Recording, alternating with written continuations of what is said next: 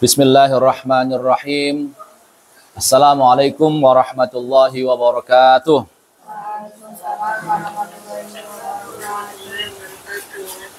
Alhamdulillah, alhamdulillahi rabbil alamin, wal aqibatu lil muttaqin, wala udwana illa 'alal zalimin. Wassalatu wassalamu ala khairi khalqihi sayyidina Muhammadin wa ala alihi wa sahbihi wa man tabi'ahum bi ihsanin ila yaumiddin. Allahumma salli wa sallim wa barik ala sayyidina Muhammad wa ala ali sayyidina Muhammad. Rabbi shrah li sadri wa yassir li amri wahlul 'uqdatam min lisani yafqahu qawli, amma ba'du.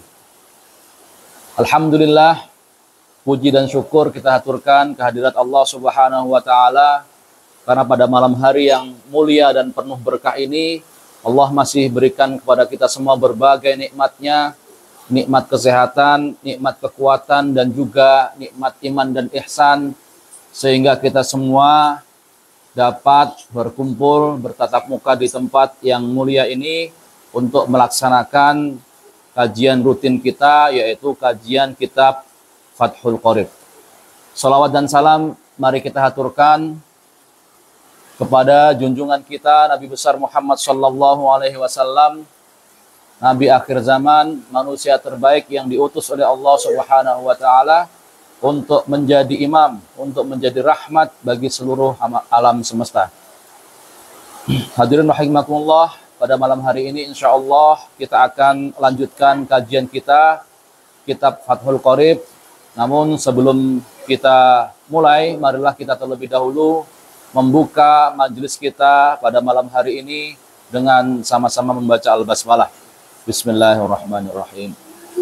Dan marilah kita hadiahkan suratul Fatihah untuk muallif penulis kitab ini dan juga para pensyarahnya, yaitu Syekh Muhammad bin Qasim, dan juga untuk muallif kitab Al-Ghayah wa Taqrib, yaitu Syekh Abu Syuja' Al-Asfahani, yang mereka telah menulis, menyusun kitab ini dan juga memberi syarah atas kitab yang sangat mulia dan sangat berharga ini. Semoga Allah Subhanahu wa taala jadikan apa yang telah mereka lakukan itu sebagai amal jariah yang pahalanya terus mengalir kepada kita semua, kepada mereka dan juga kepada kita semua. Ala hadiniyah wa kulli niyatin salihah wa ila hadratin nabiyil Mustafa Muhammad sallallahu alaihi wasallam.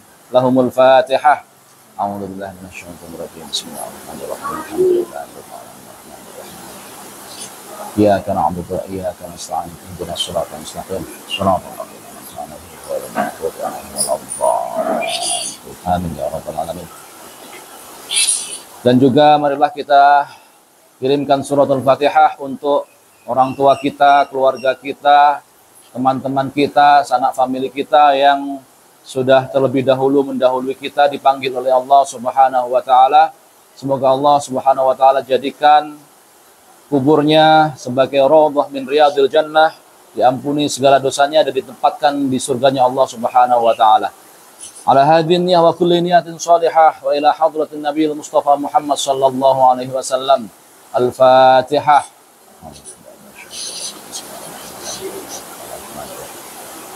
Ya kana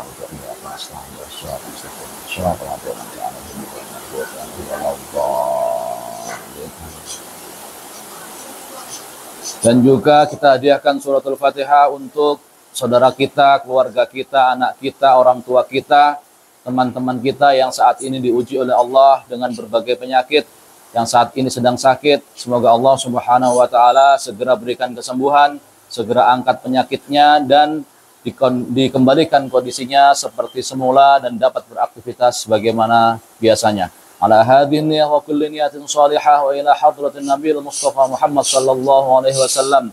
Lahumul Fatihah. A'udzu billahi minasyaitonir rajim. Bismillahirrahmanirrahim. Alhamdulillahirabbil alamin. Iyyaka na'budu wa iyyaka nasta'in. Shiratal mustaqim. Shiratal ladzina an'amta 'alaihim. Baik. Kita lanjutkan kajian kita kitab Fathul Qorib, di mana pada pertemuan minggu lalu kita sudah menyelesaikan pasal atau bab tentang al-matruk minas sholat, atau hal-hal yang ditinggalkan di dalam sholat. Masih ingat Bu, ada berapa hal-hal yang ditinggalkan di dalam sholat itu? Ada 3, ya. Artinya 3 hal ini adalah sesuatu yang apabila kita tinggalkan ada konsekuensi masing-masing. Yang pertama adalah fardun atau rukun, ya, rukun di dalam sholat itu kalau kita tinggalkan ada konsekuensi hukumnya, ya. Kemudian juga sunnah, yang kedua sunnah ab'ad, nah, dan yang ketiga sunnah hayat. Nah, sesuatu yang kita tinggalkan di dalam sholat itu tidak terlepas dari 3 hal tadi dan dengan segala konsekuensi hukumnya. Kalau yang kita tinggalkan misalnya adalah rukun, maka kita harus menggantinya dengan rukun juga. Artinya rukun itu harus diulang dan harus diganti dengan sujud sahwi. Kalau tidak diganti, tidak diulang, maka batal sholat kita, tidak sah sholat kita. Nah, kemudian yang kedua sunnah ab'ad. Sunnah ab'ad ini lebih ringan. Kalau kita tinggalkan itu tidak sampai membatalkan sholat kita, tetapi harus diganti dengan sujud sahwi. Ya, dan kemudian yang ketiga adalah sunnah hayat, yaitu sunnah yang apabila kita tinggalkan tidak apa-apa, tidak harus diganti dan juga tidak harus melakukan sujud sahwi. Nah, itu 3 hal yang kita bahas pada pertemuan minggu lalu. Hari ini insya Allah kita akan melanjutkan pembahasan yang lain, yaitu tentang waktu-waktu yang dilarang untuk melakukan sholat di dalamnya. Ya, jadi waktu-waktu yang terlarang untuk melaksanakan sholat. Baik, langsung saja saya akan bacakan dulu matannya. Faslun wa khamsatu awqatin la yusalla fiha illa salatun laha sababun.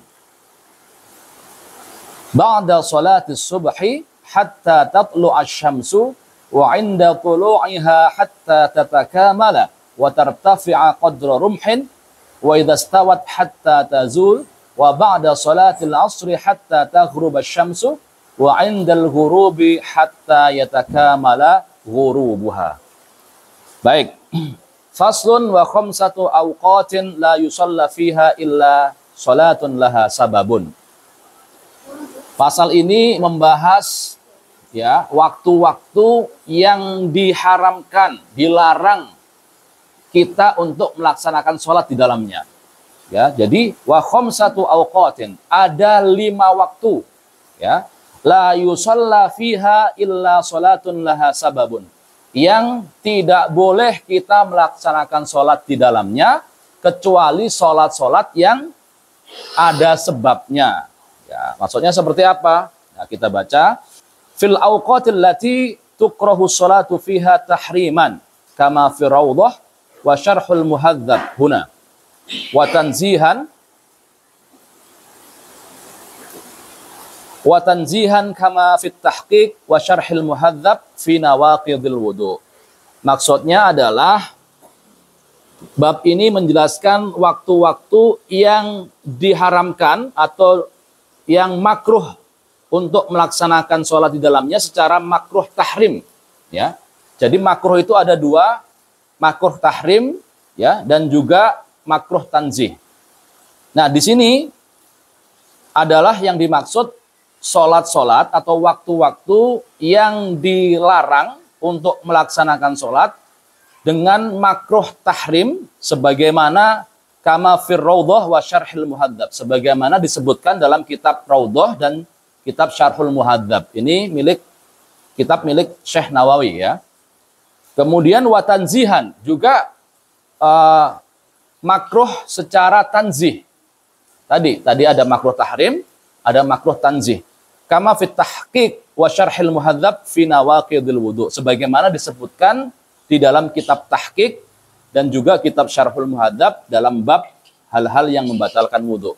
Nah, sebelum kita masuk ke 5 waktu yang tadi kita sebutkan, saya akan menjelaskan apa itu makruh tahrim dan apa itu makruh tanzih.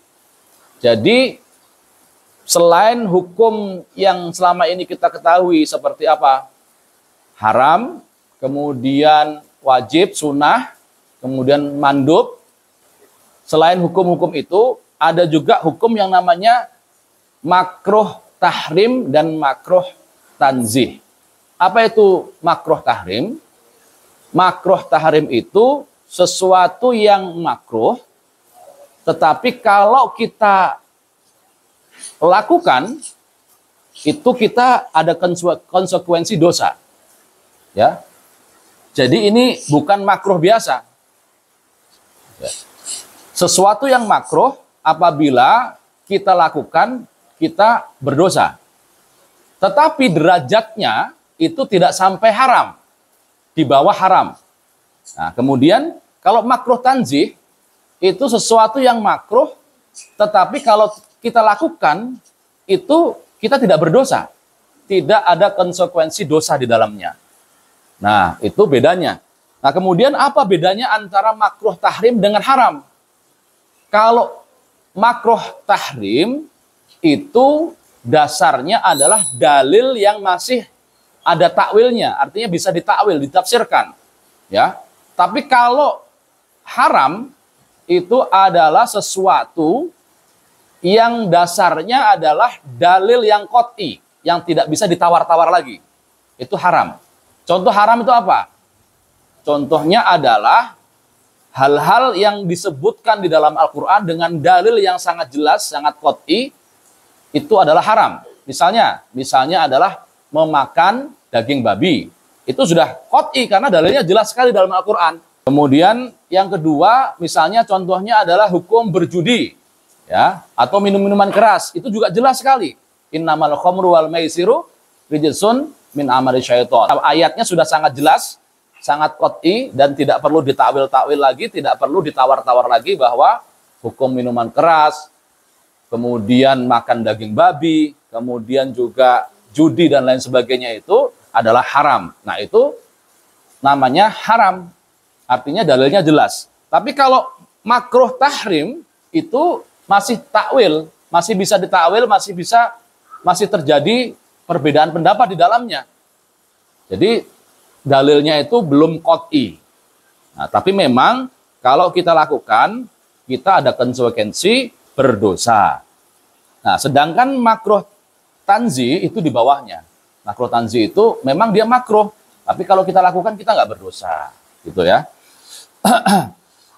Nah, kemudian wa khamsatu awqatin la yusalla fiha illa salatun laha sababun.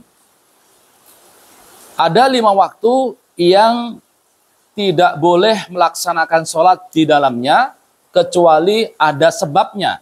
Imma mutaqaddimah kal faitah, baik itu sebab yang mendahului kal faitah seperti sholat sunnah yang terlewat, au muqarin ka sholatil khusuf awil istisqa, atau sebab yang berbarengan seperti sholat khusuf yaitu sholat gerhana dan juga sholat istisqa.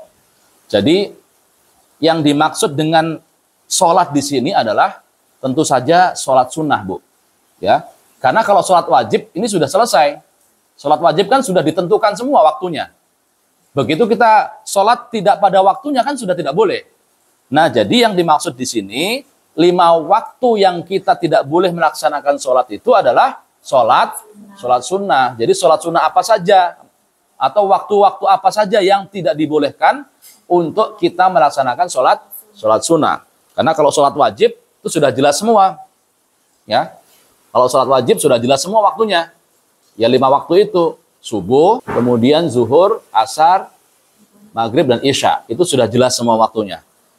Nah, ini ada 5 waktu yang kita tidak boleh melaksanakan sholat sunnah di dalamnya. Kecuali sholat sunnah yang memang ada sebabnya. Kalau sholat sunnah itu ada sebabnya, maka boleh kita melaksanakan sholat di 5 waktu ini. Ya, contohnya apa? imma mutaqaddim kal faitah, baik itu sebabnya sebab yang mendahului seperti sholat yang terlewat, ya, atau muqarin sebab yang berbarengan, ya, seperti sholat kusuf atau gerhana dan sholat istisqa. Sholat yang pertama adalah sholat al-faitah. Maksudnya apa? Sholat al-faitah itu. Yang pertama sholat faitah, sholat yang terlewat, sholat sunnah yang terlewat. Contohnya itu misalnya begini. Kan salah satu waktu yang dilarang, nanti ada penjelasan di sini, apa saja waktu yang dilarang. Salah satu sholat yang dilarang itu adalah sholat setelah sholat asar dan subuh. Ya, sholat sunnah setelah asar dan sholat sunnah setelah subuh.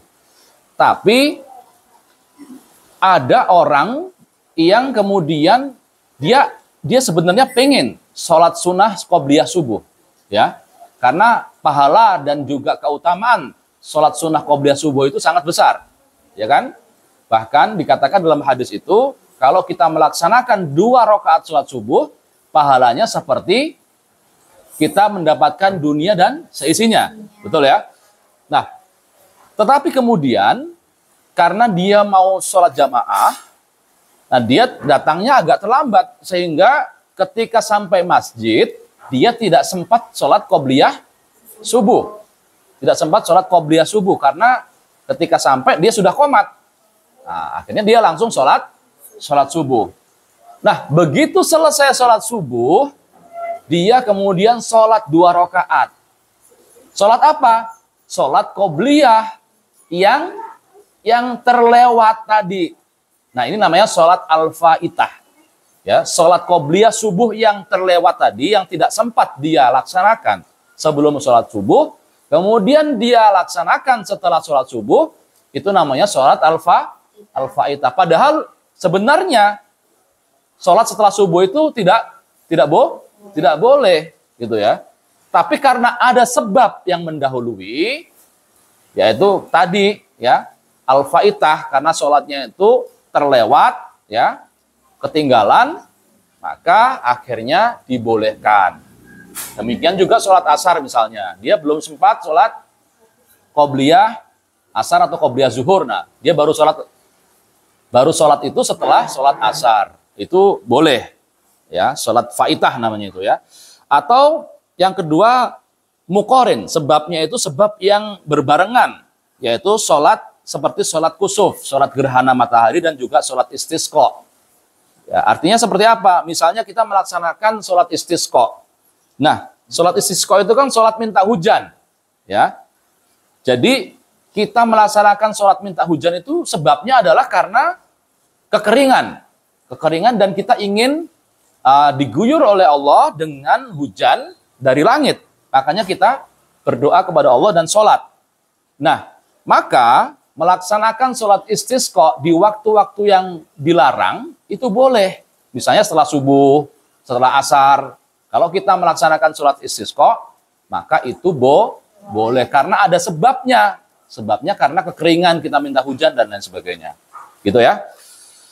Kemudian itu, ya, kemudian yang pertama apa? Waktu yang dilarang itu, 1, fal awwalu minal khamsah as-salatul lati la sababalaha idza fu'ilat ba'da sholatis subhi, yaitu sholat yang dilaksanakan tanpa sebab apapun setelah sholat subuh tadi.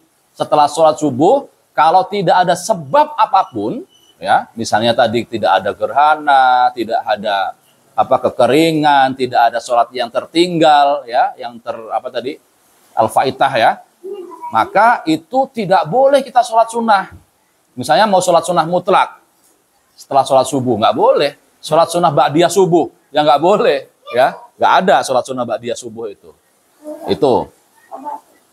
Wa tastamirul karoha hatta tatlu asyamsu, dan keharaman atau kemakruhan melaksanakan sholat subuh ini, setelah sholat subuh ini, sampai kapan? Hatta tatlu asyamsu, sampai terbit matahari. Jadi tidak boleh melaksanakan sholat sunnah setelah subuh, ya, kecuali yang ada sebabnya, sampai terbit matahari, ya. hatta tatlu asyamsu. Itu yang pertama, waktu yang pertama ya, setelah sholat subuh. Kemudian yang kedua, wasani as-salatu inda tulu'iha fa idza tala'at hatta tatakamal wa tartafi'a qadra rumhin fi ra'yil aini. Ya. Kemudian yang kedua adalah waktu yang terlarang itu sholat ketika terbit matahari itu sendiri. Ya. Sholat ketika pas matahari terbit itu tidak boleh. Sampai kapan?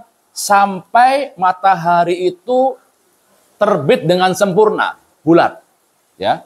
Kalau sudah matahari terbit sampai bulat, watartafi qadra rumhin, dan sampai dia meninggi sampai seukuran tombak. Ya. Seukuran tombak fi ra'yil aini, dalam pandangan mata kita. Ya, diperkirakan aja tombak itu paling berapa meter?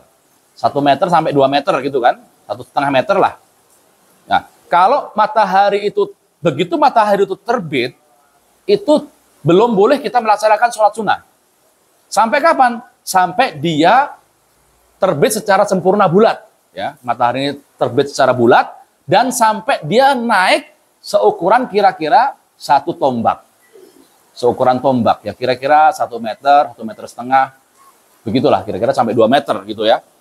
Nah, itu batasan yang kedua. Waktu yang kedua kita tidak boleh melaksanakan sholat sunnah.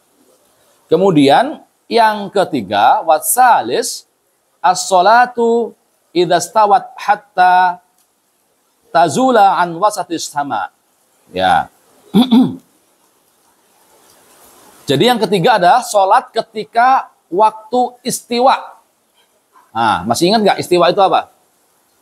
Waktu ketika matahari benar-benar berada di tengah-tengah langit, ya, berada di tengah-tengah kita, ya. Sampai kapan? Hatta tazula, sampai waktu zawal, sampai matahari itu zawal. Masih ada yang ingat zawal itu apa? Nah, ketika matahari itu sudah bergeser dari tengah-tengah langit, itu zawal, ya. Istiwa itu, ketika istiwa itu ketika kita meletakkan sesuatu, itu tidak ada bayangan sama sekali. Ya, karena matahari benar-benar di tengah.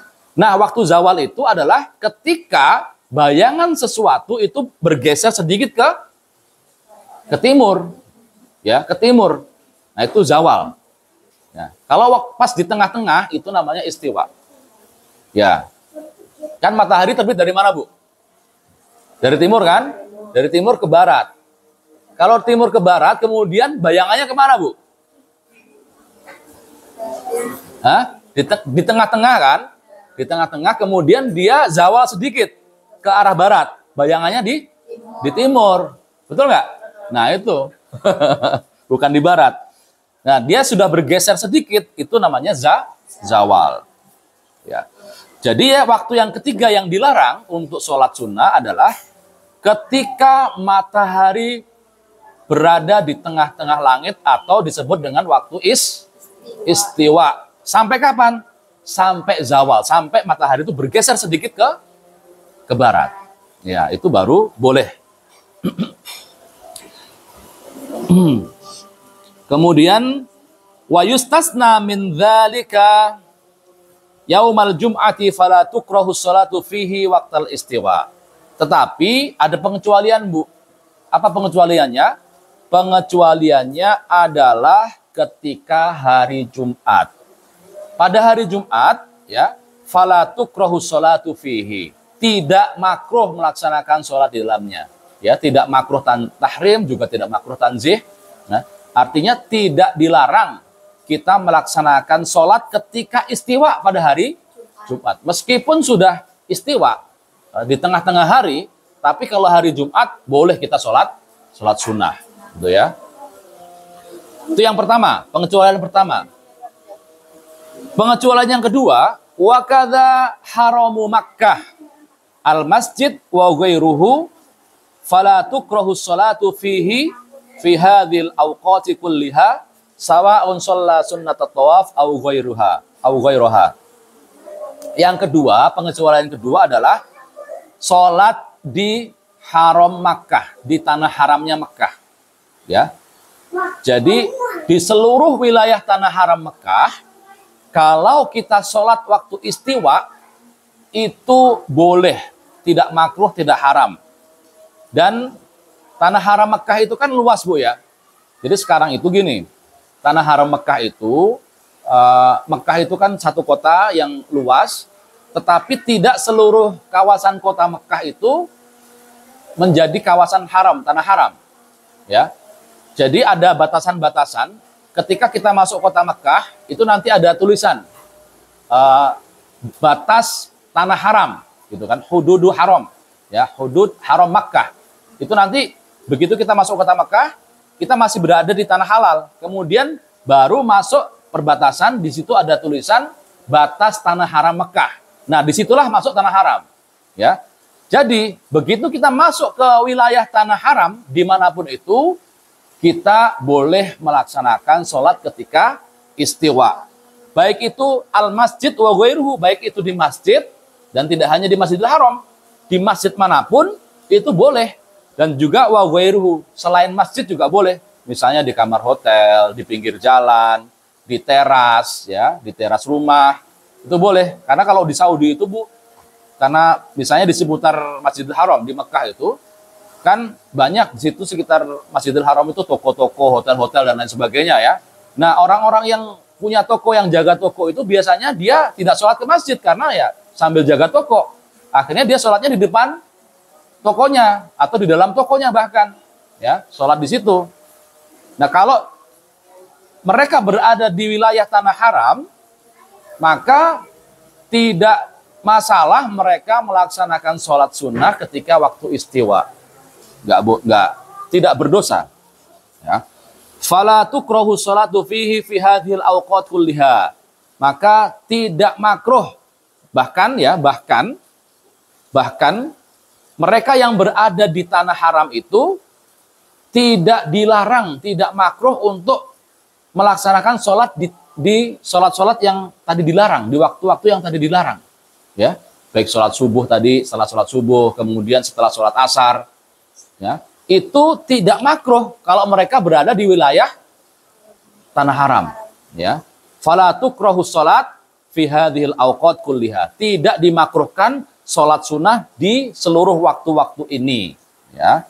Sawa'un shalla sunnat tawaf au ghairuha, baik dia melaksanakan sholat sunnah tawaf atau sholat sunnah yang lainnya.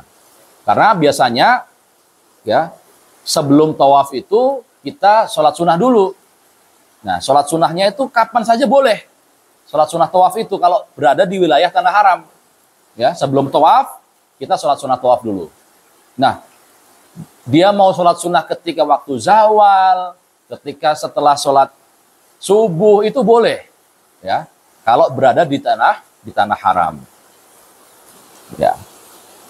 Termasuk yang tadi untuk sholat subuh, ya, sholat yang ada sebabnya itu adalah sholat jenazah, ya. Jadi kalau di Masjidil Haram atau Masjid Nabawi itu selalu setelah sholat wajib biasanya ada sholat jenazah, ya. Padahal sholat jenazah itu kan sunnah, gitu ya. Tapi karena ini ada sebab, yaitu sebabnya ada orang yang meninggal, maka sholat sunnah jenazah itu boleh walaupun dilaksanakan misalnya setelah asar, setelah subuh. Itu boleh. Kenapa? Karena ada sebabnya. Nah, jadi kita jangan sampai salah, ya, jangan sampai salah bahwa semua sholat sunnah itu tidak boleh setelah sholat asar dan sholat subuh. Nah, ini harus dilihat dulu apa ada sebabnya atau tidak, gitu. Nah, kalau di Masjid Nabawi dan Masjidil Haram, sholat jenazah itu selalu ada, hampir di setiap sholat. Bahkan juga setelah sholat subuh dan setelah sholat asar. Itu karena ada sebabnya, yaitu ada yang meninggal dunia, gitu ya. Kemudian yang keempat, waktu yang dilarang untuk melaksanakan sholat itu adalah min ba'di sholatil asri hatta taghrubasy syamsu. Setelah sholat asar sampai matahari tenggelam, sampai ghurub. Masih ada yang ingat nggak? Waktu ghurub itu apa? Ya, dulu kita sudah pernah bahas. Ghurub itu kapan matahari yang disebut dengan matahari tenggelam itu? Ayo coba ingat-ingat. Ya. Apa? Nah, betul. Jadi gini. Yang keempat, waktu yang dilarang untuk melaksanakan sholat itu adalah setelah sholat asar. Sampai kapan dilarangnya? Sampai matahari tenggelam. Nah, artinya sampai waktu ghurub. Nah, artinya ketika ghurub pun itu masih belum boleh, ya. Sampai waktu maghrib. Ghurub itu maghrib. Nah, kapan hitungan ghurub itu selesai? Ketika seluruh matahari seutuhnya itu tenggelam. Tenggelam seutuhnya di ufuk barat. Ya. Kalau sudah tenggelam seluruhnya, itu sudah masuk waktu maghrib. Walaupun masih ada mega merah. Jadi kan biasanya kalau matahari tenggelam baru-baru itu kan masih ada sisa-sisa cahayanya ya Bu ya. Walaupun dia sudah tenggelam sempurna. Nah, tapi itu tidak masalah. Kalaupun masih ada sisa-sisa cahaya atau mega merah itu, maka itu sudah masuk waktu maghrib. Nah, yang dilarang itu adalah sholat setelah sholat asar sampai waktu ghurub tadi. Ya, sampai matahari benar-benar tenggelam tadi. Gitu ya. Kemudian yang kelima adalah indal ghurub wal khamis indal ghurubi lisyamsi idza danat lil ghurub hatta yatakamala ghurubuha. Yang kelima adalah waktu ghurub itu sendiri. Jadi ketika ghurub itu juga tidak boleh. Ketika matahari sedang ghurub, sedang tenggelam, itu tidak boleh kita sholat. Sampai kapan? Sampai sempurna tenggelamnya. Jadi begitu matahari awal-awal ghurub dia sudah mulai tenggelam. Nah, itu masih tidak boleh. Masih belum boleh melaksanakan sholat sunnah. Sampai kapan? Sampai benar-benar tenggelam. Blek. Nah, itu baru sholat sunnah boleh. Ya. Karena sudah masuk waktu maghrib juga, gitu ya.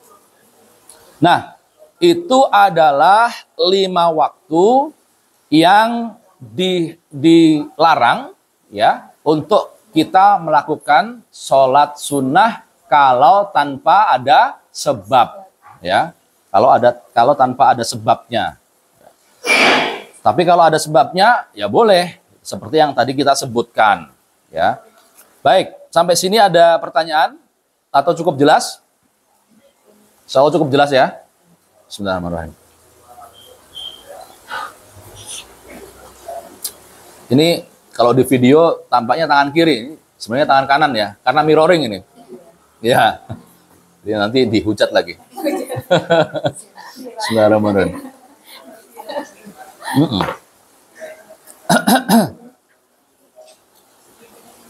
Cukup jelas Bu ya? Baik, kita lanjut dulu satu bab lagi. Ya. Yaitu tentang sholat jamaah. Saya bacakan dulu. Faslun wa sholatul jama'ati sunnatun muakkadatun. Wa 'alal ma'mumi an yanwiyal i'timama dunal imam. Wa yajuzu an ya'tammal hurru bil 'abdi wal balighu bil murahiki. Sampai situ dulu. Baik, yang selanjutnya adalah pasal tentang sholat jamaah. Wa sholatul jama'ati sunnatun muakkadatun. Wa sholatul jama'ati lirrijali fil fara'idhi ghairul jum'ati sunnatun muakkadatun indal musannif war-rafi'i. Baik, pasal tentang sholat jamaah. Silakan sambil dicicipi Bu, sambil dimakan Bu. Jadi yang dimaksud dengan sholat jamaah di sini adalah lirrijali fil fara'idhi ghairul jum'ah. Yaitu sholat jamaah bagi kaum laki-laki di seluruh sholat fardu yang 5 waktu. Ghairul jum'ah, selain sholat Jumat. Itu hukumnya apa? Sunnatun muakkadah. Sunnah muakkadah. Sunnah muakkad. Indal musannif, menurut penulis kitab ini, yaitu Syekh siapa? Ya, Muhammad Qasim Al-Ghazi. Itu yang mensyarahnya. Kalau penulis kitab yang aslinya itu Syekh Abu Suja Al-Asfahani, ya, yaitu kitab Al-Ghayah wa Taqrib. Jadi menurut penulis kitab, itu hukum sholat jamaah bagi kaum laki-laki itu sunnah muakkadah, ya, sunnah muakkadah. Tetapi dan juga menurut Imam Ar-Rafi'i, ini semuanya Imam madhab Syafi'i, ya, madhab Syafi'i. Wal ashah 'indan Nawawi annaha fardhu kifayah. Tetapi pendapat yang paling kuat yaitu pendapatnya Imam Nawawi bahwa hukum sholat jamaah itu fardhu kifayah, wajib, Bu, bagi setiap orang laki-laki, ya, fardhu kifayah. Fardhu kifayah, bukan fardhu ain, ya. Fardhu kifayah itu apa? Masih ada yang ingat? Fardhu kifayah. Ada yang tahu pengertiannya? Sesuatu yang apabila suatu kewajiban, ya, suatu kewajiban yang apabila sudah dilaksanakan oleh sebagian orang, maka kewajiban orang yang lain gugur. Gitu loh, kalau fardhu kifayah. Kalau fardhu ain, sesuatu kewajiban yang wajib dikerjakan, dilaksanakan oleh masing-masing orang. Itu fardhu ain. Setiap orang wajib melaksanakannya. Gitu. Tapi kalau fardhu kifayah, itu apabila sudah ada yang melaksanakan, maka kewajiban bagi orang lain gugur. Itu fardhu kifayah. Ya. Nah, menurut mu'alif, menurut pengarang kitab ini, dan juga menurut Imam Ar-Rafi'i, hukum sholat jamaah bagi laki-laki itu adalah sunnah mu'akkad atau sunnah mu'akkadah. Tapi menurut Imam Nawawi, fardhu kifayah, ya, wajib secara kifayah. Kemudian wa yudrikul ma'mumu al-jama'ata ma'al imami fi ghairil jumu'ati malam yuslim at-taslimah malam yusallim at-taslimah al-ula wa in lam yaqut ma'ahu. Nah, ini penting. Ini harus diberitahu kepada bapak-bapak, ya, anak-anak kita, terutama kaum laki-laki, ya, dan juga bapak-bapak, suami-suami, ibu-ibu, karena ini terkait dengan sholat Jumat. Wa yudrikul ma'mumu al-jama'ata ma'al imami fi ghairil jumu'ati malam yusallim at-taslimah al-ula. Dan sholat jamaah itu, ya, meskipun, gini, saya terjemahkan secara literal dulu, dan makmum masih mendapati jamaah, wa yudrikul ma'mumul jamaah, dan makmum masih mendapati sholat jamaah ma'al imam, bersama dengan imam, fi ghairil jum'ah, di selain sholat jum'ah, malam yusallim at-taslimah al-ula, selama sang imam belum melakukan salam yang pertama. Wa in lam yaq'ud ma'ahu, meskipun si makmum itu belum sempat duduk bersama imam. Jadi maksudnya gimana, Bu?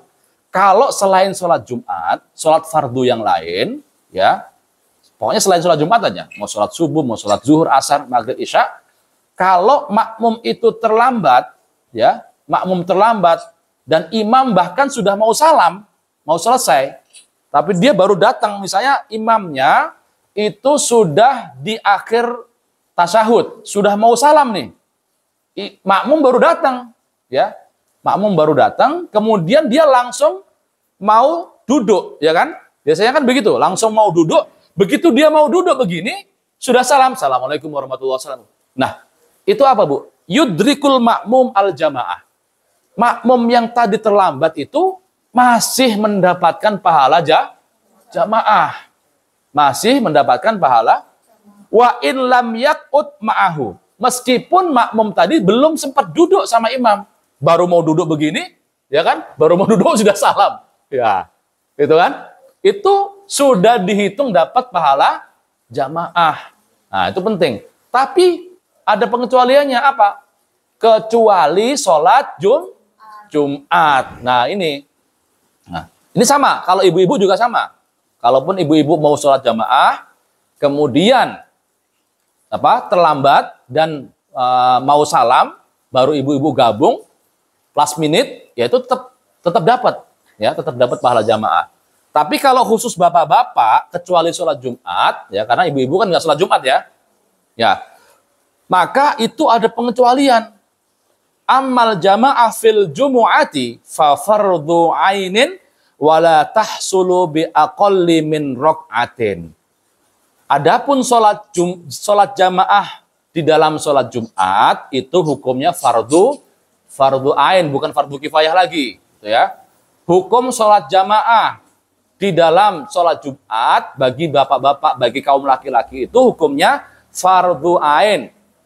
Kewajiban yang harus dilaksanakan oleh masing-masing orang, itu fardu ain, ya. Wala tahsulu bi aqalli min raq'atin. Nah ini, dan dia tidak akan sah sholat Jumat itu kecuali dengan 1 rakaat minimal. Artinya kalau di luar 1 rakaat, kurang dari 1 rakaat, maka tidak sah sholat Jumatnya. Jadi misalnya kayak tadi kasus tadi, sholat Jumat misalnya, ya kan? Makmum baru datang ketika imamnya sudah mau salam, atau bahkan sebelum salam jauh, ketika dia rukuk sudah bangkit dari rukuk dari rakaat kedua misalnya. Sudah rakaat kedua tapi dia sudah bangkit dari rukuk dan dia sudah sujud. Kalau ketika itu ada makmum yang gabung, maka itu artinya kurang dari 1 rakaat, sudah ketinggalan. Maka di situ dia tidak mendapatkan sholat Jumat. Sehingga apa? Sehingga dia harus sholat zuhur. Karena sholat Jumat itu minimal ketinggalannya 1 rakaat. Ya, masih ingat gak hitungan rakaat itu kapan? Batasan akhir 1 rakaat itu kapan dihitungnya? Hah? Ketika bangkit dari rukuk. Jadi gini, misalnya sholat rakaat pertama. Rakaat pertama itu batasannya adalah ketika dia rukuk begini. Nah, ketika rukuk itu masih 1 rakaat. Tapi begitu dia sudah bangkit dari rukuk, itu sudah selesai 1 rakaatnya. Artinya sudah mau masuk rakaat kedua. Kalau makmum tadi datangnya ketika masih rukuk, itu dia masih dapat 1 rakaat, ya, masih dapat 1 rakaat.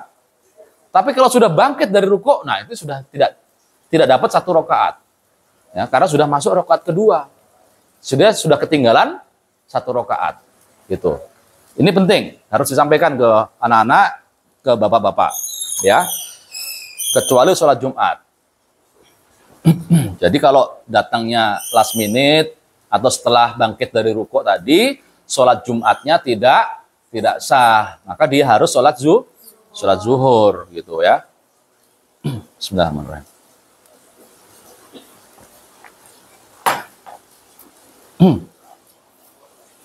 Selanjutnya, wa yajibu 'alal ma'mumi an yanwiyal i'timam awil iqtida bil imam.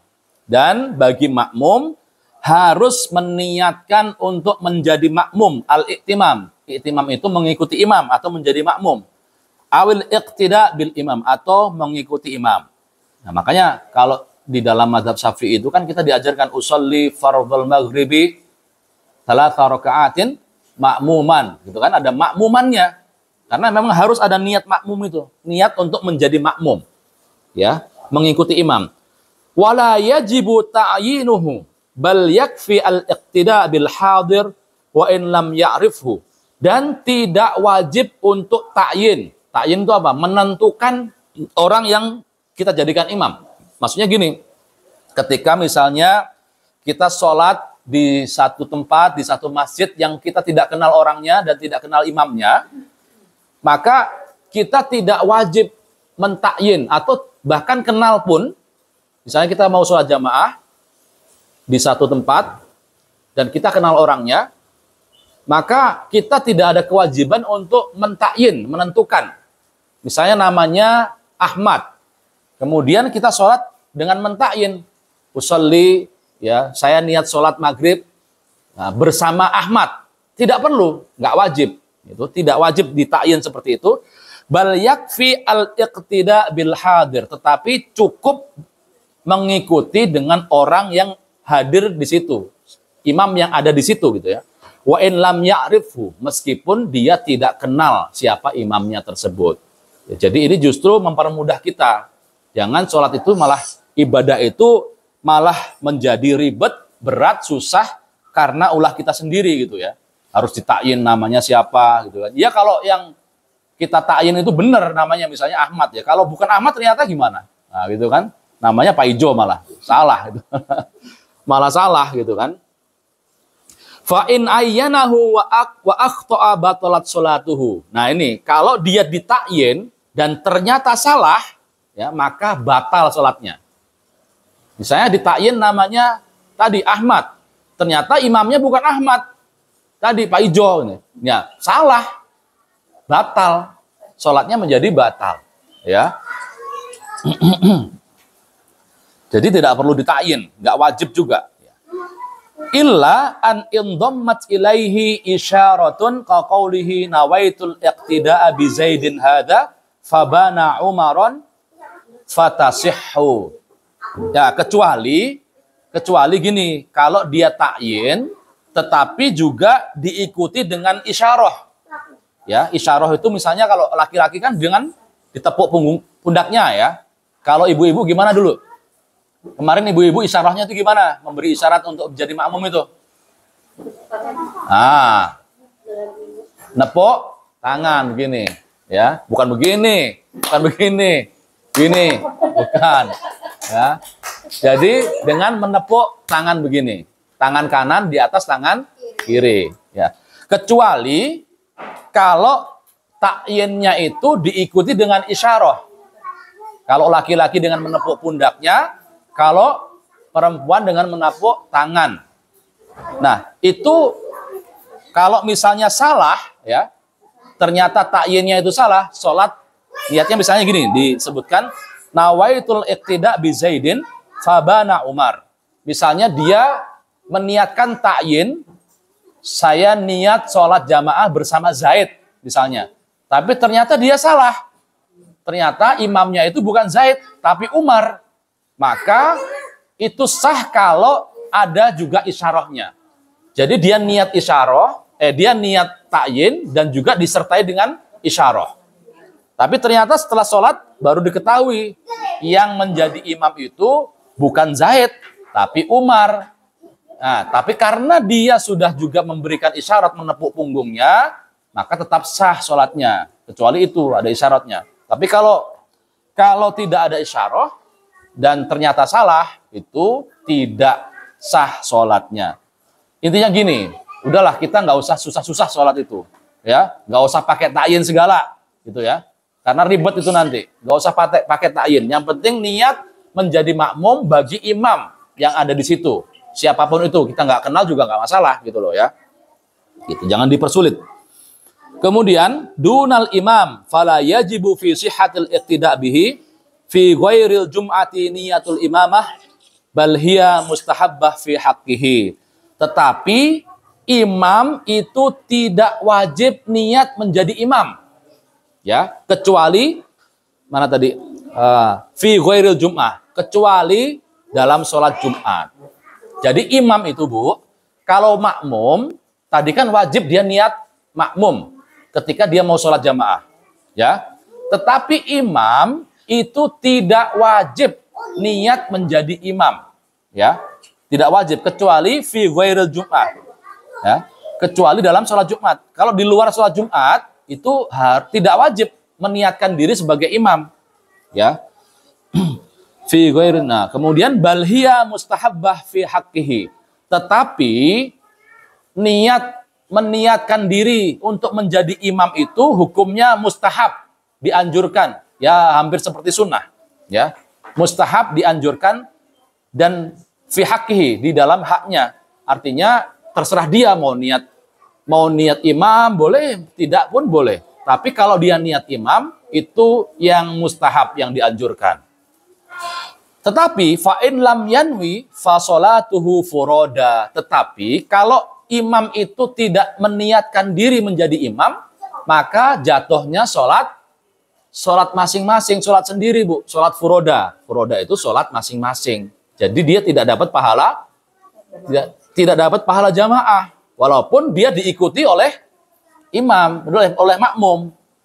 Makanya kemudian kita diajarkan memberi isyarat tadi, ya, ketika makmum misalnya kita terlambat, kalau misalnya ada di situ orang sholat sendiri, misalnya ya di satu masjid ada orang sholat sendiri, kemudian kita datang belakangan, kemudian kita memberi isyarat dengan menepuk bahunya kalau laki-laki, perempuan menepuk tangan. Itu supaya apa? Supaya orang yang mau kita jadikan imam itu tahu dan akhirnya mengubah niatnya untuk menjadi imam, meniatkan sebagai imam. Nah, karena apa? Karena supaya mendapatkan pahala tadi jamaah, ya. Karena kalau tidak dia niatkan, maka jatuhnya sholat sendiri, sholat masing-masing, gitu ya. Ya, itu. Jadi intinya imam tidak wajib niat sebagai imam, tetapi itu dianjurkan, ya, dianjurkan. Tetapi kalau dia tidak meniatkan sebagai imam, kemudian ada makmum yang mengikutinya, sholatnya tetap sah, tapi tidak mendapatkan pahala jamaah, itu saja. Sholatnya tetap sah. Ya. Tapi biasanya begitu ada makmum yang mengikuti dia, dia akan meniatkan menjadi imam. Biasanya begitu. Ya. Kemudian selanjutnya, wa yajuzu an ya'tammal hurru bil abdi wal balighu bil murahiqi. Ya. Dan dibolehkan untuk seorang yang merdeka, al-hurru, menjadi imam, menjadi makmum bagi seorang hamba, seorang budak. Artinya, budak itu boleh dijadikan imam. Orang yang merdeka boleh bermakmum kepada seorang budak. Nah, tapi sekarang budak kan sudah tidak ada ya, Bu ya. Ini bicara dulu, kalau dulu masih ada budak, nah, budak itu boleh dijadikan imam oleh orang yang merdeka. Kemudian yang kedua, wal balighu bil murahiqi, dan boleh seorang yang balik, yang sudah balik ya, yang sudah bermimpi, itu bermakmum kepada orang yang murahiq. Murahiq itu apa, Bu? Murahiq itu orang atau anak remaja yang belum masuk masa balik, hampir mendekati masa balik. Ya, al-murahiq man qarabal ihtilam walam yahtalim ba'du wal murad huna as-sabiyyu al-mumayyiz. Ya, jadi yang disebut murahiq itu adalah seorang remaja yang mendekati masa balik. Ya, tetapi dia belum bermimpi. Lam yahtalim ba'du. Dia belum bermimpi apa? Mimpi basah, ya. Mimpi basah. Kalau perempuan mimpi basah juga nggak? Enggak, kalau laki-laki disebutnya mimpi basah. Kalau perempuan mimpi apa? Sama? Oh ya. Ngompol. Wal murad huna as-sabi al-mumayyiz. Nah, yang dimaksud dengan murahiq itu adalah anak yang sudah tamyiz. Tamis. Ada telepon. Nah, biarin. Yaitu anak yang sudah tamyiz. Tamyiz itu masih ingat apa? Tamyiz. Nah, ayo, masa lupa? Tamyiz itu ukurannya adalah, nih, ada 3. Kalau seorang anak itu sudah bisa, ini beberapa pendapat ya. Kalau seorang anak itu sudah bisa makan sendiri, minum sendiri, cebok sendiri, itu disebut sudah tamyiz. Atau pendapat lain, kalau seorang anak itu sudah bisa membedakan tangan kanan dari tangan kirinya, itu juga disebut tamyiz. Atau pendapat yang lain lagi, kalau seorang anak itu sudah bisa membedakan yang baik dengan yang buruk, itu juga disebut tamyiz. Jadi maksudnya apa? Maksudnya kalau kita orang yang dewasa bermakmum kepada anak yang belum balik, tapi dia sudah tamyiz, dalam istilah di sini disebut dengan murahiq, ya, maka sah sholat kita, walaupun anak tersebut belum balik, ya, tapi dia sudah tamyiz. Ya, tamyiz itu umur berapa biasanya? Kalau sudah bisa membedakan, sudah bisa cebok sendiri, makan sendiri, Bu. 7 tahun mah kegedean, Bu. 5 tahun, 4 tahun, 5 tahun anak saya sudah bisa makan sendiri tuh. Ya kan? Ya. Ya 5 tahun, 4 tahun ya, itu sudah tamyiz. Artinya kalau memang anak itu bacaannya sudah bagus, ya, sudah tajwidnya sudah bagus, Qur'annya sudah bagus, boleh dia menjadi imam dan sah sholat kita. Ya, kalaupun makmumnya itu orang dewasa semua. Ya. Tapi kalau anak-anak Indonesia susah kayaknya ya, jarang begitu ya. Umur segitu masih ya, iya masih dimandiin, minta disuapin, ya, dan lain sebagainya. Jangankan menjadi imam, Al-Fatihah aja belum hafal kadang, belum fasih itu bacaannya, gitu ya. Tapi kalau ada yang anak yang seperti itu boleh menjadi imam, gitu ya. Kemudian mana tadi? Ammas sabiyyu ghairul mumayyiz fala yasihul iqtida bihi. Adapun anak yang belum tamyiz, belum bisa membedakan tadi, ya, maka tidak sah menjadi imam, ya, tidak boleh kita bermakmum kepada anak yang belum tamyiz. Itu ya. Kemudian wala tasihhu qudwatu rajulin bi imra'atin. Tidak sah seorang laki-laki bermakmum kepada perempuan. Nggak sah. Jadi perempuan tidak boleh menjadi imam bagi laki-laki. Wala bi khunsa muskil. Juga tidak boleh, tidak sah seorang laki-laki itu menjadi makmum bagi khunsa muskil. Apa khunsa itu, Bu? Banci muskil. Muskil itu yang punya 2 kelamin atau berkelamin ganda. Nggak boleh. Laki-laki tidak boleh menjadi makmum kepada perempuan. Tidak boleh juga menjadi makmum bagi banci atau orang yang berkelamin ganda. Nggak boleh, ya, laki-laki. Kemudian wala khunsa muskil bi imra'atin wala bi muskilin. Dan juga seorang banci muskil, seorang banci yang punya kelamin ganda tidak boleh menjadi makmum kepada perempuan. Nggak boleh, Bu. Jadi banci yang punya 2 kelamin itu nggak boleh menjadi makmum perempuan. Ya, nggak boleh imam perempuan memakmumi banci dengan 2 kelamin ganda. Bahkan juga walabi muskil, sesama banci berkelamin ganda itu nggak boleh. Nggak boleh, karena nggak jelas ini laki-laki atau perempuan gitu kan. Jadi nggak boleh. Dia harus bermakmum kepada laki-laki, banci muskil itu. Gitu ya. Nah, kalau banci-banci yang sekarang itu gimana?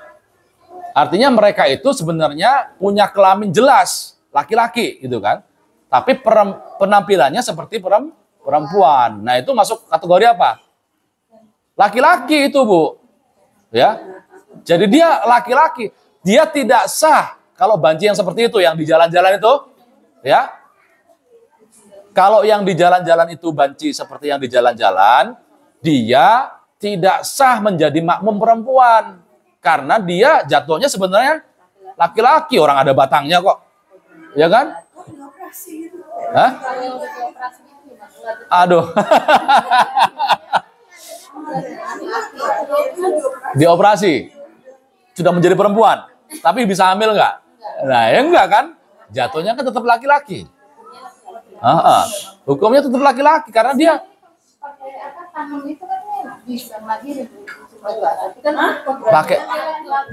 pakai tangan. Bayi tabung. Ya, tapi nah, ya, itu kan dia kodrat aslinya, fitrahnya itu kan laki-laki, walaupun dioperasi kayak gimana, dia kan tetap laki-laki gitu ya. Iya, itu nggak bisa hamil kan? Nah, jadi yang banci-banci seperti itu tidak boleh menjadi makmum perempuan, ya, nggak sah. Wong berkelamin ganda aja yang ada yang jelas gitu ya, itu nggak boleh kok. Apalagi yang banci seperti itu. Gitu. Kemudian selanjutnya wala qari wa huwa man yuhsinul Fatihah aw la yasihu iqtida'uhu bi ummiyin wa huwa man yukhillu bi harfin aw tasdidatin minal Fatihah. juga seorang yang fasih membaca Al-Fatihah, qori disebut, maksudnya qori di sini adalah orang yang bacaan Fatihahnya bagus. Hitungannya hanya Fatihah ini. Tidak boleh menjadi makmum kepada orang yang ummi. Ummi itu kan kalau diartikan secara letterlock itu seorang yang buta huruf. Tapi yang dimaksud ummi di sini adalah man yukhillu biharfin aw tasdidatin minal Fatihah. Orang yang mengacaukan, yang merusak bacaan Fatihah, menghilangkan bacaan Fatihah, meskipun satu huruf atau satu tasdid. Assalamualaikum warahmatullahi wabarakatuh. Silakan Bu, silakan Bu. Sini. Ah ya, situ bisa. Ya. Jadi yang dimaksud ummi di sini adalah orang yang bacaan Fatihahnya itu tidak benar, meskipun hanya satu huruf atau satu tasdid dia hilangkan. Jadi tidak sah orang yang bacaan Fatihahnya bagus itu menjadi makmum kepada orang yang bacaan Fatihahnya itu enggak bagus, bahkan salah-salah. Itu tidak sah. Itu ukuran minimalnya baca Fatihah aja deh. Enggak usah surat-surat yang lain gitu ya. Maka dalam satu hadis itu Bu, pernah dikatakan oleh Rasulullah, ya ummukum man aqra'ukum kitaban. Ya, man aqra'ukum bi kitabillah. Jadi yang kategori pertama untuk menjadi imam kata Rasulullah itu aqra'ukum bi kitabillah. Orang yang paling baik bacaan Al-Qur'annya di antara kalian. Ya. Jadi bukan kealimannya, bukan kesalehannya. Kategori pertama untuk menjadi imam ya, itu adalah orang yang paling baik bacaannya. Bukan paling banyak ilmunya, bukan paling banyak hafal hadis, bukan banyak hafal ayat, tapi yang paling baik bacaan Al-Qur'annya, kata Rasulullah. Baru kemudian setelah itu apa? Kalau yang paling baik bacaannya tidak ada, baru yang paling banyak hafal hadisnya, paling banyak ilmunya dan lain sebagainya. Ya, itu karena apa? Karena di dalam sholat itu yang paling dibutuhkan adalah kejelasan bacaan kita. Ya, kejelasan bacaan kita. Walaupun misalnya ada orang di situ yang lebih alim, ya, yang lebih banyak hafal ayat, yang paling banyak hafal hadis dan lain sebagainya, tapi kalau bacaannya jelek, ya jangan dijadikan imam, jangan diprioritaskan untuk menjadi imam, gitu. Ya. Jadi tidak boleh orang yang bacaannya jelek, ya, jelek itu bukan nadanya, bukan iramanya, tapi tajwidnya, bacaannya dan lain sebagainya ya, itu harus bagus. Kalau ada orang yang bacaannya bagus menjadi makmum kepada orang yang bacaannya salah-salah, itu tidak sah. Gitu Bu ya. Kemudian thumma asyara al-musannif li syurutil qudwah biqaulihi wa ayyu mawdhi'in shalla fil masjid bi shalatil imami fihi ay fil masjidi wa huwa ay al-ma'mum alimun bi sholatihi awil imam bi musyahadatil ma'mum lahu aw bi musyahadatihi ba'd shaffin ajza'ahu. Nah, ay kafahu dzalika fi sihhatil iqtida' bihi ma lam yataqaddam alaihi. Kemudian musannif menjelaskan syarat-syarat untuk menjadi makmum di syurutil qudwah bi qaulihi wa ayyu mawdhi'in shalla fil masjidi bi sholatil imam, dan di tempat manapun di mana makmum itu sholat di dalam masjid bi sholatil imam, dengan mengikuti imam ya, fihi di dalam masjid, ay al masjid, wa huwa ay al makmum, dia makmum itu alimun bi sholatihi, dan dia mengetahui bahwa imam itu sedang sholat, ay al imam ya, imam itu sedang sholat, bi musyahadatil makmum, dengan melihat kepada makmumnya, au bi musyahadatihi ba'dhu shaffin, atau dia melihat saf di belakang imam ya, dengan melihat langsung shaf di belakang imam, ajza'ahu, maka sah sholatnya. Artinya gini, untuk bisa bermakmum kepada imam, seorang makmum itu apa yang dilakukan? Yang pertama adalah dengan melihat orang yang sholat di belakang imam. Ya, kalau ternyata seorang imam, seseorang, orang yang sholat, kemudian di belakangnya ada yang mengikutinya. Nah, berarti kan dia sedang sholat berjamaah. Dan itu boleh dijadikan sebagai imam, dimanapun di dalam masjid. Kemudian yang kedua, dengan melihat softnya. Kalau ternyata di situ ada imam, kemudian di belakangnya ada banyak jamaah yang membentuk satu soft, nah berarti dia juga sedang menjadi imam. Dan itu boleh kita bermakmum kepadanya. Itu maksudnya. Ini bahasanya panjang tapi maksudnya seperti itu. Jelas jelasnya seperti itu. Kemudian ay kafahu dzalika fi sihhatil iqtida' bihi ma lam yataqaddam alaihi. Nah, atau cukup kita menjadikannya sebagai imam ya, selama kita tidak mendahului itu maksudnya soft kita berada di depan dia. Ya.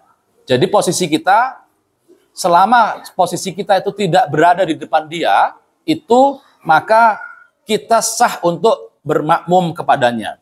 Fa in taqaddama alaihi bi'aqabihi fi jihatihi lam tan'aqid sholatuhu. Tapi kalau kita sampai mendahului dia, artinya posisi kita itu lebih di depan dibanding dia, maka tidak sah sholat jamaah kita itu, ya. Fala tadurru musawatuhu li imamihi. Kalau seandainya posisi itu sama persis, itu boleh nggak? Boleh. Jadi kalau sholat jamaah, itu posisi makmum dengan imam itu sama, itu masih sah. Selama tidak mendahului, berada di depannya. Tapi kalau setara, satu baris gitu, itu masih sah. La tadurru musawatuhu li imamihi. Tidak masalah posisinya itu musawah, sejajar dengan imam. Nah, itu tidak masalah, selama tidak mendahului atau lebih sedikit. Nah, tapi yang lebih baik kalau imamnya itu maju sedikit, ya, makmumnya agak ke belakang sedikit. Itu supaya ada bedanya, begitu ya. Wa yandubu takhallufuhu an imamihi qalilan. Nah, ini dan disunahkan ya membelakangi imam sedikit. Ya, tadi sunnah hukumnya malah ya. Sunnah untuk menggeser posisi kita sedikit di belakang imam, meskipun nggak sampai di belakangnya persis, tapi geser sedikit sekitar 10 cm itu tidak masalah. Dan itu sunnah. Tapi kalaupun sejajar posisinya, jamaah itu boleh, ya. Jadi tidak wajib untuk berada di belakang, itu tidak wajib. Tapi yang penting tidak melebihi imam, gitu aja posisinya itu. Sunnah itu ya. Kemudian wala yasiru bihadat takhallufi munfaridan 'anis shaffi hatta la yahuza fadilatal jamaah. Wala yasiru bihadat takhalluf munfaridan. Dan dengan membelakangi imam ini, dia tidak menjadi sholat sendiri. Artinya dia mendapatkan pahala sholat jamaah. Hatta la yahuza fadilatal jamaah. Dan sehingga dia tidak mendapatkan pahala sholat jamaah. Artinya ketika dia membelakangi imam sedikit, bergeser sedikit, itu meniatkan diri untuk sholat jamaah sehingga mendapatkan fadilah sholat jamaah. Wa in shallal imam fil masjidi wal ma'mum kharijal masjid hala kaunihi qariban minhu ayil imam bi an lam tazid masafatu ma bainahuma thalathata dhira' mi'ati dhira'in takriban ay wa huwal ma'mum aliman bi salatihi al imam wala ha'ila hunaka ay bainal imam wal ma'mum hazal iqtida' bihi. Nah, kalau seandainya makmumnya itu berada di luar masjid, bagaimana? Nah, ini penting nih. Fa in shallal imam fil masjid wal ma'mum kharijal masjid. Jika seandainya imamnya itu sholat di dalam masjid, wal ma'mum kharijal masjid, sedangkan makmumnya itu di luar masjid, boleh enggak? Nah, hala kaunihi qariban minhu, kalau posisinya itu dekat walaupun di luar masjid, qariban minal imam, dekat dengan imam, bi an lam tazid masafatu ma bainahuma ala 300 dhira'in, dengan jarak antara makmum dan imam itu sekitar 300 hasta. Nah, coba berapa meter? 1 hasta itu berapa meter? 2 meter. 45 cm, berarti setengah meter ya, kurang lebih ya. Nah, kalau 300 hasta, 157 meter ya. Nah, kalau jaraknya itu 157 meter, sekitar itu, takriban ya, kurang lebih. Wahuwa el makmum alimun bisolatihi. Sementara makmum itu mengetahui bahwa di situ ada imam, ya, imam sedang sholat. Walaha ilahunaka, dan tidak ada pembatas antara tadi, antara makmum dengan imam, meskipun jauh, misalnya makmum imamnya di sana, di depan, ya di masjid, dan kita sholatnya di luar masjid, tapi jaraknya itu sekitar 150 meter, dan tidak ada pembatas, ya, dan tidak ada pembatas. Falaha ilah bainal imam wal makmum, tidak ada pembatas antara imam dan makmum. Jazal iqtida bihi, boleh menjadi makmum kepada imam yang tadi terpisah jauh, ya. Jadi begitu, Bu. Meskipun terpisah,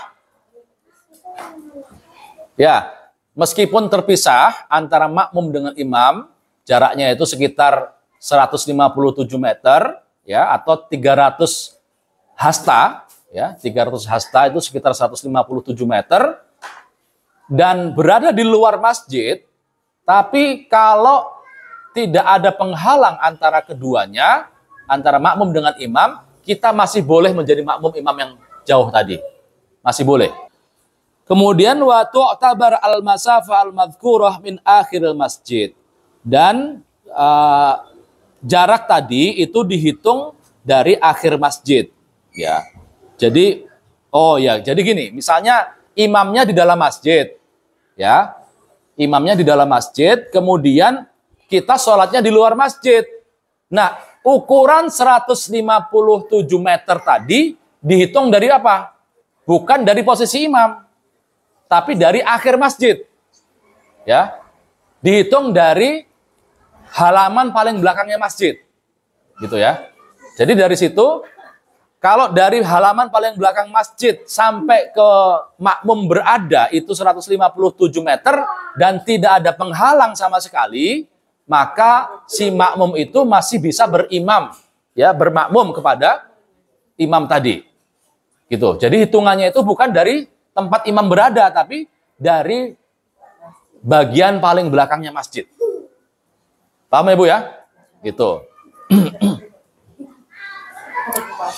Kemudian wa in kana al-imamu wal ma'mumu fi ghairil masjid imma fadha'an aw bina'an fasyartu an la yazida ma bainahuma ala 300 dhira'. Tapi bagaimana kalau seandainya imam dan makmumnya ini berada bukan di dalam masjid, imamnya misalnya bukan di masjid tapi di tanah lapang misalnya, terus kemudian atau di dalam gedung, ya. Jadi bagaimana? Fasyartu an la yazida ma bainahuma ala 300 dhira'in. Maka syaratnya adalah tidak boleh lebih dari 300 hasta tadi, atau tidak boleh lebih dari 157 meter jarak antara imam dan makmum kalau di tanah lapang, ya. Jadi misalnya imam lagi sholat di tanah lapang dengan jamaahnya. Nah, kita mau ke sana kejauhan nih. Kalau kita ngikutin sampai ke shaf di belakang imam, sholat kita misalnya terlambat atau kita ketinggalan rakaat, udahlah di sini aja kita sholat, gitu kan? Kita ngikutin imam sana. Nah, itu sah dan bisa mendapatkan pahala jamaah kalau jaraknya tidak lebih dari 300 hasta atau 157 meter. Itu syaratnya, ya. Wala yakunu bainahuma ha'il, dan tidak ada penghalang antara imam dan makmum. Ya. Misalnya dibatasi dengan gedung, dibatasi dengan tembok, nah itu udah nggak boleh karena tidak tersambung itu nanti, ya. Gitu. Baik, sampai sini ini pembahasan mengenai sholat jamaah, ya. Ada yang mau ditanyakan? Silakan. Kira-kira cukup jelas? Insyaallah, ya. Baik, yang di online kita sapa dulu. Ada Ibu Damayanti, ada Tante Ina, ada Bang Adi, Masya Allah Bang Adi. Ada Bung Ferry, ada Ai, ada Putri, dan ada Bang Garna. Baik, ada yang mau bertanya? Silahkan. Om Dali, ada Om Dali?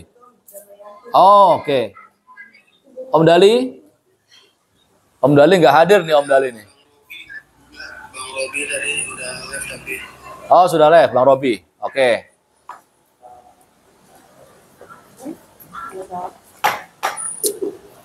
Cukup jelas Bu ya?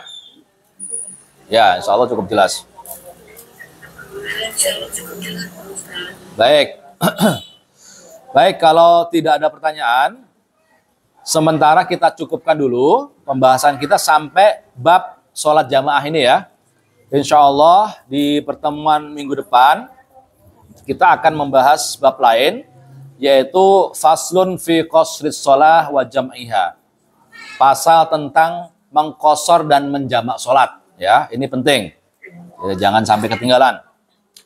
Baik, kita cukupkan pertemuan kita pada malam hari ini sampai bab ini, dan kita tutup dengan bacaan Alhamdulillah, Alhamdulillahirabbil alamin. Semoga apa yang kita bahas, kita kaji pada malam hari ini mendatangkan keberkahan bagi kita, bagi keluarga kita, bagi anak cucu kita, dan dijadikan oleh Allah Subhanahu wa taala sebagai ilmu yang bermanfaat dan barokah bagi kita semua. Ala hadhihi niyah wa kulli niyatin shalihah wa ila hadratin nabiyil Mustafa Muhammad sallallahu alaihi wasallam. Lahumul Fatihah. A'udzu billahi minasyaitonir rajim. Bismillahirrahmanirrahim. Alhamdulillahirabbil alamin arrahmanir rahim. Maliki yaumiddin. Iyyaka na'budu wa iyyaka nasta'in. Ihdinas siratal mustaqim. Siratal ladzina an'amta 'alaihim ghairil maghdubi 'alaihim waladdallin. Amin ya rabbal alamin. Baik, kita akhiri dengan doa kafaratul majlis. Subhanakallahumma wa bihamdika asyhadu an la ilaha illa anta astaghfiruka wa atubu ilaik. Terima kasih, mohon maaf atas segala kesalahan dan kekurangan. Wallahu muwaffiq ila aqwamit thoriq. Wassalamualaikum warahmatullahi wabarakatuh.